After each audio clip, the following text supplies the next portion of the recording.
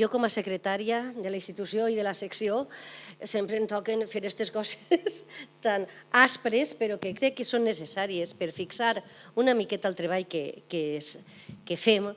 I sí, jo també ho dia allò de posar en valor, reconèixer, conèixer i reconèixer, m'agrada molt més. Així que ràpidament farem el resum. Començarem una aventura a l'ànima de les paraules en termes que va emprar la presidenta, la senyora Verònica Cantó. Una ànima que es desdobla en toponímia per adquirir nous valors en mots com ara illa, mata o lluent i molts més dels que hem vist. Josep Antic, a qui agraïm l'esforç per acompanyar-nos, ens mostrà com la industrialització de Silla ha anat de la mà de l'aigua. Hidrònims com Sénia primer i motor després ho asseguren. Com també preserven aquests hidrònims els noms dels propietaris, homes coneguts i reconeguts, però també preserva la presència anònima de les treballadores, autèntiques mans que alçaren Silla, com en el cas del molí de les Xiques. Maite Mollà ens presentava les últimes publicacions en paper i digitals relatives a l'onomàstica de l'Acadèmia Valenciana de la Llengua. Són només una part del treball de la secció d'onomàstica. Darrere hi ha moltes hores d'investigació, de classificació i de fixació dels nostres noms. Vull aprofitar per agrair i reconèixer el treball dels meus companys de la secció i del personal tècnic de la Unitat de Recursos Lingüístics de l'Acadèmia i en especial el de la senyora Maite Mollà. Sandra Montserrat i Josep Martínez ens contagiaren el seu entusiasme, no és novetat, són uns docents excel·lents, i ens feren veure com podem reconstruir la història de la llengua a través dels hidrònims, paraules velles com flum, amb geosinònims, reconeixent el torrent en la riera i en el barranc la mateixa realitat, i tresors, en paraules de Sandra, paraules velles i velles, com fesa o calàpet, i ens morim de ganes de llegir l'article sencer, perquè ens quedarem, en veritat, tots amb ànsia. Maribel Guardiola ens mostrà que els nostres diccionaris del segle XIX són autèntics tresors d'informació que el segle XX ha bandejat i que ara, al XXI, mirem amb ulls agraïts a aquelles persones que ens preservaren els mots. I pense que també els diccionaris actuals estan tornant a aquest mateix concepte de ser enciclopèdies, cada vegada enllaçant amb més informació. Molt equivocats no anaven aquells homes. Juli Jordà, Poà, no li costa massa perquè diu que suraven del subsol, els hidrònims que mostren la realitat física i geològica d'Albalat. Més de 250, deia que tenia catalogats. En veure el mapa que traça la hidronímia humana, la creada pels homes, per les persones, les sèquies, el sequiol, les filloles, al costat de la natural, el riu, les fonts, els ullals. Jo mirava aquell mapa i percebia un sistema circulatori, com la limfa humana que rega i alhora drena. Un terme que du el nom d'Albalat, el camí, com hem comentat, però que per baix té tota una mar. Francesc Ferrer ens mostrà, i així acabàvem ahir la sessió, el bé, i no només perquè és Vic, que tenim a la mar Mediterrània i a l'Albufera en especial, amb la vela llatina. Els mots endèmics, no només de les embarcacions, de la pesca, sinó també de tot l'ecosistema que és tasca de tots preservar. L'Acadèmia, per la seva banda, s'encarregarà de velar per ubicar aquests noms en els diccionaris que calguen. Pot ser, la majoria de les coses no vaig al diccionari normatiu, però els asseguro que al d'especialitat, al portal terminològic, a confegir millor el diccionari de la nàutica hi aniran. Hem començat avui amb la comunicació de Ramon Ferrer, que ens ha mostrat l'evolució, la desaparició o la pervivència dels topònims lligats a la repoblació del territori.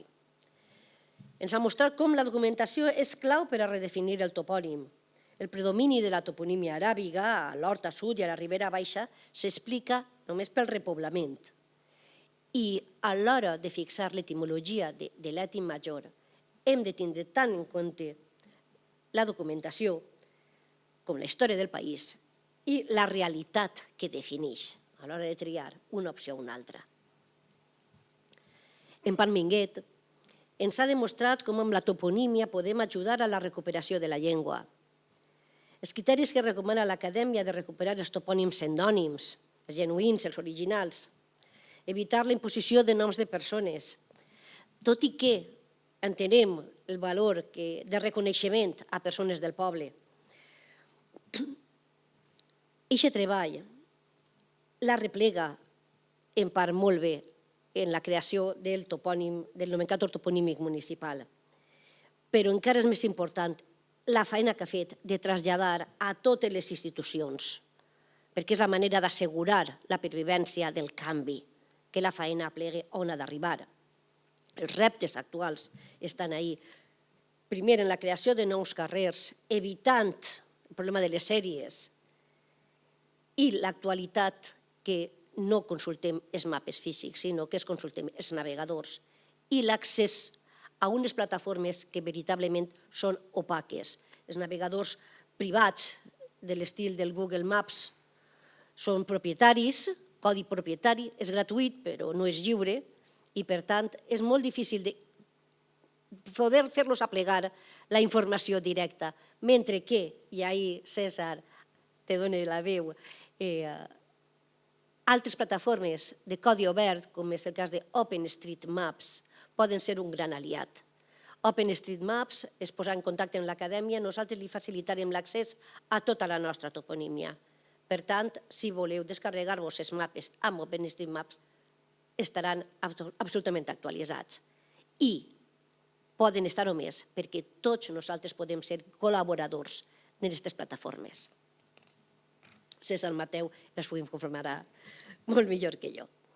I acabàvem amb Francesc Baixauli, que ens ha il·lustrat la càpsula del temps, que és l'Albufera, la nostra Mesopotàmia, amb uns textos literaris preciosos. Li vaig demanar que en la mesura del possible de fugir de Blasco Ibáñez, no ha pogut evitar-se, òbviament, havia dit Cañas Ibarro, però la resta de la selecció de textos han sigut meravelloses. Sobretot, crec que els textos han sigut molt bonics, la selecció molt bonica, però les mateixes metàfores que propicia la gent de l'Albufera, els pescadors, els fills del Tarquim, amb metàfores com allà on riu l'aigua, o que el vent fa un raig, o les expressions com enjorn, i sobretot la de prima, pentinant un eixem de material, i l'expressió que tant li va agradar a Verònica ahir, la de que el peix que va a flor d'aigua, les paraules a flor d'aigua. El viatge que ens ha imaginat, que farem ara d'ací no res, ens ha servit també per a fer un periple des del segle XXI a quasi la nostra prehistòria, amb la primera ruta de l'estany, i ens ha marcat les nostres relacions amb la gent del nord d'Àfrica, amb aquests repobladors de què parlava Ramon, i la vera Mesopotàmia, aquella que va entre l'Eufrates i el Tigris, amb les relacions amb l'indoeuropeu. I toca ja acabar donant les gràcies. Gràcies a tots els participants, a tots els que s'han preparat aquestes ponències que ens han il·lustrat, que ens han emocionat, que ens han fet riure, i a totes les persones que estan ací presents, començant per l'Ajuntament de Silla, per l'acollida magnífica. Moltes gràcies, Laura, la regidora ha estat, tot i que està pobra, fotuda del braç, ha estat ací en tota la jornada. I vull especialment remarcar en Parminguet per la seva col·laboració inestimable. A tots vostès per la seva presència, per vindre, perquè sense vostès això no val per a res, això no té cap sentit. Així que gràcies de nou. Una jornada com esta demana la implicació de moltes persones i l'assumpció d'errors, que són tots meus. Les gràcies als nostres col·laboradors de l'Acadèmia Valenciana de la Llengua, en especial a Impar Marco, a Tere Rodríguez i a Txelo Pérez. I acabe citant-los per a la pròxima jornada, que jo voldria, i espero que siga al Cap i Casal, que siga a València i que siga destinada a les geografies literàries. I crec que la darrera ponència de Francesc Baixaulí m'avala, avala aquesta petició. Prompte rebran notícies i els esperem a tots, per favor. La banda sonora que m'ha acompanyat estos dies mentre acabàvem d'enllestir la jornada és de Miquel Gil. L'amor és Déu en barca. L'amor és Déu en barca. L'amor és caure al toll i trobar-hi l'amor. Ara pujarem a la barca, confiem de no caure a cap toll i disfrutarem de l'amor de les paraules a flor d'aigua. Moltes gràcies.